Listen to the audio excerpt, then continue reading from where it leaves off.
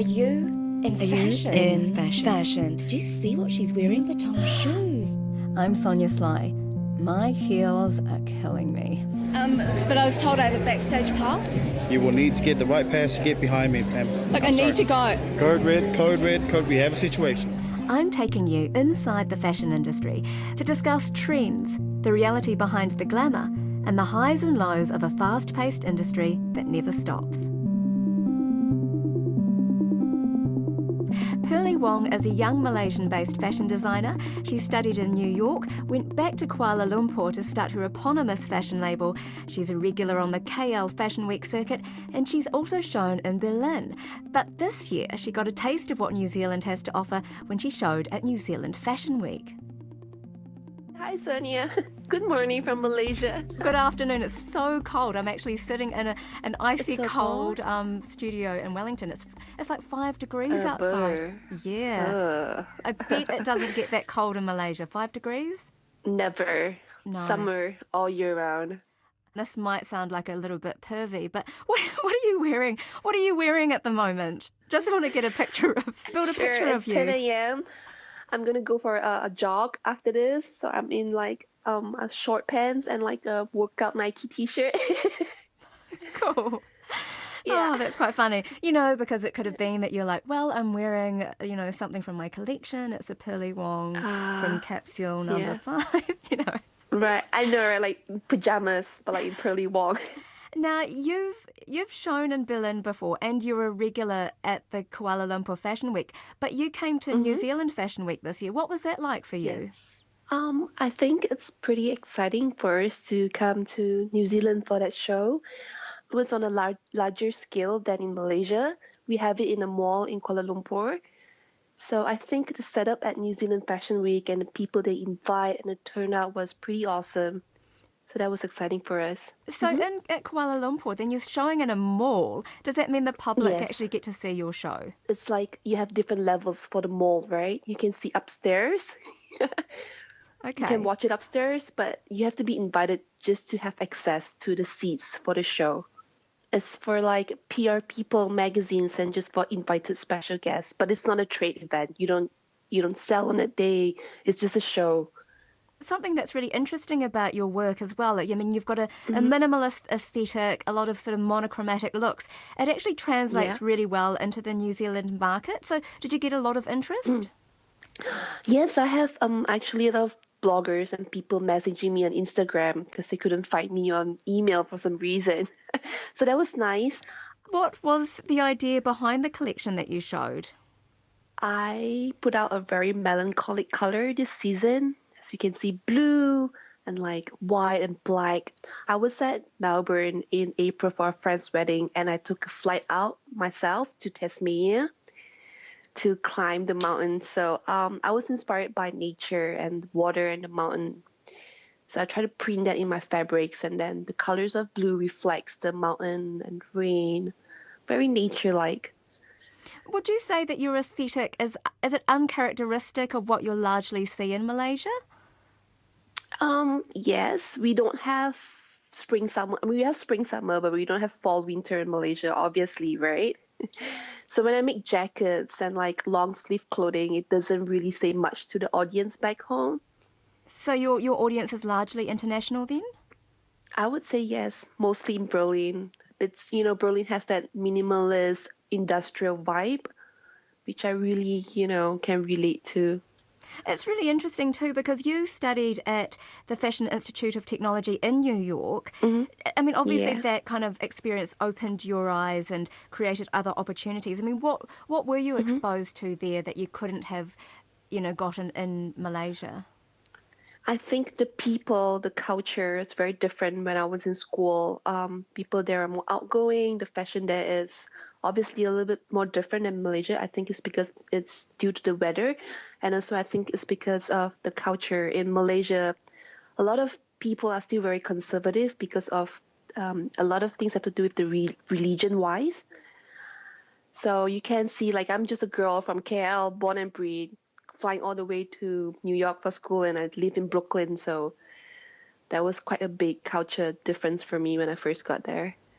Was it not tempting to stay there and try and start up a label overseas rather than going back to Malaysia?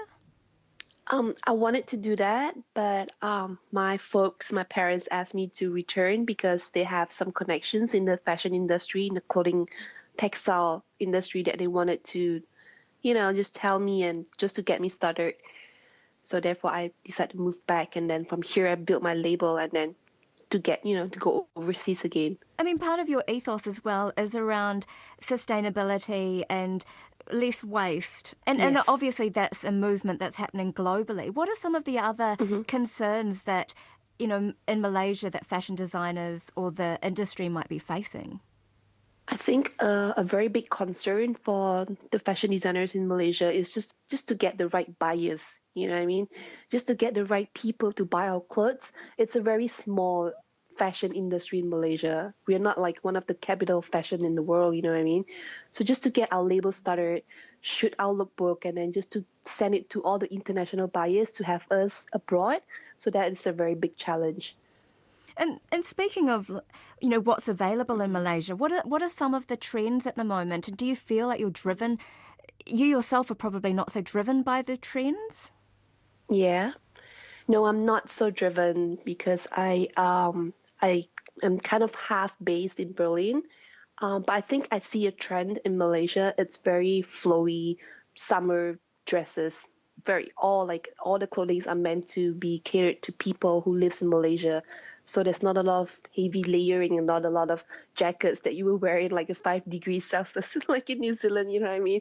Just short pants and like summer clothing. You do use linen and some natural fibres, which would work really well in that climate. I think cotton would be very good in this climate, or like bamboo fabrics. It's very breathable. Now, you mentioned religion, and I know that more than half the population in Malaysia is Muslim. So how does that affect you as a designer? Do you think about that in terms of who your target audience are and who might buy your clothing locally? Yeah, I think there are some designers locally in Malaysia who is catering towards what we call Muslimah fashion. Because I don't really get the idea of how to make Muslimah clothes. I think therefore I geared towards a more international market. So what I'm doing is very apart from that category. So I don't really put into my concern in my mind and in my designs when I create something. I think there are many people who's very fashionable in Malaysia who wears the hijab and wears a lot of fashionable clothing, and I think it's a growing trend in Malaysia for sure. Something that I might look into in the future, but at the moment it's just I do more like a different set of genre. Living in Malaysia, growing up in Malaysia, what are some of your earliest fashion memories? My parents used to own a fashion clothing company called Biscuit. So growing up in their office, I think inspired me in what I do today. I will be asked all the time to choose out a color for their kids wear clothing label. I also modeled for them. Free label, right? It's starting young. So, I know. Starting young for sure. So I think I got a lot of inspiration from that, and just seeing how well they did with their business by selling clothes. That gives me a lot of, And inspiration. I bet they had just, their work ethic, were they working long hours and you were always around them? And is there anything that was ever passed down to you, any item of clothing that might have had some, special significance? I mean, you're Chinese, right? Mm-hmm. Yeah, Yes, like any kind of garment that might have been passed down, traditional kind of garment. No, I wish. I wish someone would pass me something. No, it's sad. Yeah, because I think today it's so easy for clothing to be, we kind of have it one moment and it's in the bin the next, or kind of pass it on. But clothing having value, is that what you would like your clothing? Where do you see your clothing fitting into the future of fashion and what it represents?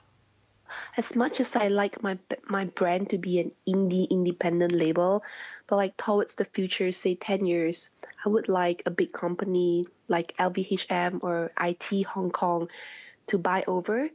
So I see that happening, and I see that my brand growing big and just have people financially backing it up for like many years to come. And is there a supportive network of designers over there?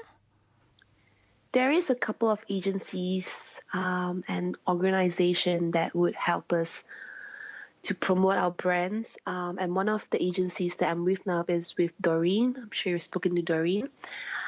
And I'm glad to be a part of it, and we're doing exciting things. Just finger crossed for our future plans. Fantastic. Thank you so much for your time, Pearly. You too. Thank you, Sonia. Okay, bye. Okay.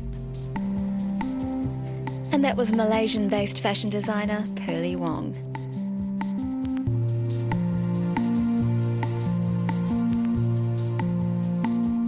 You've been listening to My Heels Are Killing Me. I'm Sonia Sly.